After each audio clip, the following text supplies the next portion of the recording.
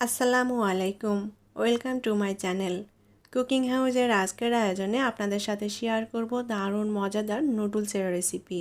সম্পূর্ণ ভিন্ন স্বাদে আজকের এই নুডলসটি রান্না করেছি। এটা খেতে এক কথায় অসাধারণ। এভাবে অবশ্যই বাসায় একবার নুডলসটা রান্না করে দেখবেন, সবাই ভীষণ পছন্দ করবে।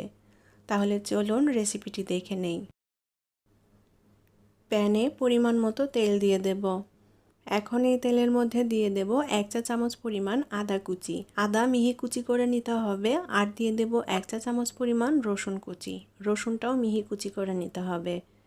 এবার আদা এবং রসুনটা একটু ভেজে নেব যাতে কাঁচা গন্ধটা চলে যায়। এখানে চাইলে আদা এবং রসুনটা বেটেও ব্যবহার করা যাবে। আদা এবং রসুন হালকা লালচে কালার করে ভেজে নিয়েছি। এখন এর মধ্যে দিয়ে দেব পেঁয়াজ কুচি। আমি এখানে হাফ কাপ পরিমাণ পেঁয়াজ কুচি নিয়েছি। এখন আদা রসুনের সাথে পেঁয়াজ কুচিটাও ভেজে নিতে হবে। পেঁয়াজটা খুব বেশি কড়া করে ভাজা যাবে না, হালকা করে ভেজে নেব।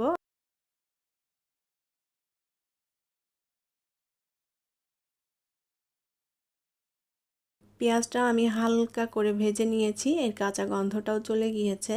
এখন এর মধ্যে কিছুটা পানি দিয়ে দেব যাতে পেঁয়াজটা পুড়ে না যায়। লবণ দিয়ে দেব পরিমাণ মতো। হলুদ গুঁড়া দিয়ে দেব খুবই সামান্য পরিমাণ, দেখতে ভালো লাগবে, কালারটা ভালো আসে। শুকনা মরিচের গুঁড়া দিয়ে দেব হাফ চা চামচ। ধনিয়া গুঁড়া হাফ চা চামচ। জিরা গুঁড়া হাফ চা চামচ। গোলমরিচের গুঁড়া দিয়ে দেব সামান্য পরিমাণ। দুইটা কাঁচামরিচ দিয়ে দেব, আমি এখানে সবুজ এবং লাল দুইটা মিলিয়ে নিয়েছি। এখন এই মশলাটা ভালোভাবে নেড়ে চেড়ে কষিয়ে নেব।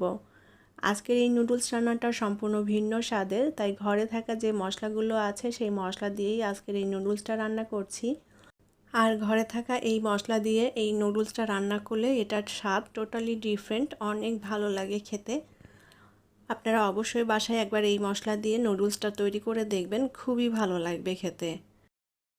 মশলাটা ভালোভাবে নেড়েচেড়ে একটু ভাজা ভাজা করে নিয়েছি। এখন এর মধ্যে দিয়ে দেব মুরগির মাংস। আমি এখানে অল্প পরিমাণে দিয়েছি। মুরগির মাংসগুলোকে আমি এরকম ছোট ছোট টুকরো করে কেটে নিয়েছি।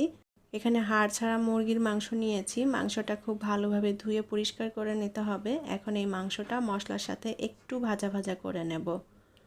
আর মাংসটা সেদ্ধ হতে এখানে একদমই সময় লাগবে না, যেহেতু মাংসটা খুবই ছোট টুকরো করে কেটে নেওয়া আছে। মশলার সাথে খুব ভালোভাবে নেড়েচেড়ে মাংসটা এখন একটু ভাজা ভাজা করে নিতে হবে।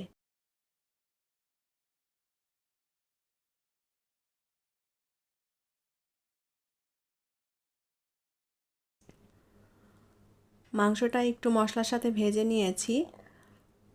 এখন এর মধ্যে দিয়ে দেব ডিম। আমি এখানে 2টা ডিম নিয়েছি। ডিমের পরিমাণ চাইলেও এখানে বাড়িয়ে নিতে পারেন। এখন মশলার সাথে ডিমটাও একটু ভালোভাবে মিশিয়ে নিতে হবে। ডিমটা একেবারে ঘেটে দেব না, ডিমটা একটু দানা দানা থাকবে, এভাবেই মশলার সাথে মিলিয়ে নেব। আর আমি যে পরিমাণে মশলা এবং ডিম মাংস ব্যবহার করেছি, এটা চাইলে আপনারা বাড়িয়ে নিতে পারেন যদি নুডলসের পরিমাণটা বেশি হয়। আমি এখানে অল্প পরিমাণে নুডলস রান্না করব, সে অনুযায়ী সব মশলা এবং উপকরণগুলো নিয়ে নিয়েছি। মশলার সাথে মাংস এবং ডিম ভালোভাবে রান্না করা হয়ে গিয়েছে। এখন এর মধ্যে দিয়ে দেব আগে থেকে সেদ্ধ করে রাখা নুডলস। নুডলস সেদ্ধ করাটা আমি আর দেখালাম না, কারণ নুডলস সেদ্ধ করতে আমরা সবাই জানি। আমি এখানে স্টিক নুডলসটা সেদ্ধ করে নিয়েছি। এটা চাইলে ম্যাগি নুডলস দিয়েও রান্না করে নেওয়া যাবে। আপনাদের পছন্দ মতো স্টিক নুডলস অথবা ম্যাগি নুডলস যে কোনো একটা দিয়ে রান্না করে নিতে পারেন। এখন এর মধ্যে দিয়ে দেব ধনিয়া পাতা কুচি।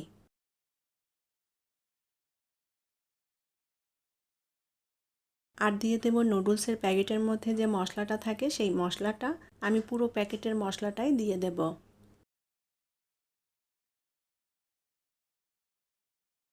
আর এখন এর মধ্যে দিয়ে দেব ম্যাজিক মশলা। ম্যাগির যে ম্যাজিক মশলাটা আছে এই পুরো প্যাকেটের মশলাটাই আমি দিয়ে দেব। আর ম্যাজিকের এই মশলাটা দিলে খুবই সুন্দর একটা ফ্লেভার আসবে, খেতে খুবই ভালো লাগবে। এখন খুব ভালোভাবে নেড়ে চেড়ে নুডলসের সাথে সব কিছু মিলিয়ে নেব। এখানে চাইলে আপনারা আপনাদের পছন্দ মতো সবজিও ব্যবহার করতে পারেন। আমি এখানে আজকে কোনো সবজি ব্যবহার করিনি, শুধুমাত্র অল্প পরিমাণে চিকেন এবং ডিম ব্যবহার করেছি। এর সাথে সবজি দিলেও এই নুডলসটা খেতে খুবই মজার এবং টেস্টি হবে। আমি খুব ভালোভাবে নেড়েচেড়ে নুডলসের সাথে মশলাটা মিলিয়ে নিয়েছি। আর এই পর্যায়ে চুলার আঁচটাকে অল্প করে দিয়ে আমি 2 মিনিটের মতো নুডলসটা একটু ভেজে নেব।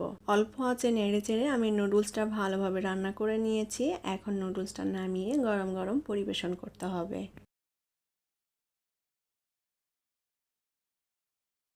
তৈরি হয়ে গেল দারুণ মজাদার, সম্পূর্ণ ভিন্ন স্বাদের, সবার পছন্দের নুডলস। এভাবে বাসায় অবশ্যই একবার ট্রাই করে দেখবেন। আমার বিশ্বাস আপনাদের কাছে খুবই ভালো লাগবে। আশা করি আমার আজকের রেসিপি আপনাদের ভালো লেগেছে। আর আমার আজকের রেসিপিটি যদি আপনাদের ভালো লেগে থাকে তাহলে প্লিজ ভিডিওটি শেয়ার করবেন এবং লাইক কমেন্ট করে জানাবেন কেমন লাগলো। সবাই অনেক অনেক ভালো থাকবেন। আজকের মতো বিদায় নিচ্ছি। আল্লাহ হাফেজ।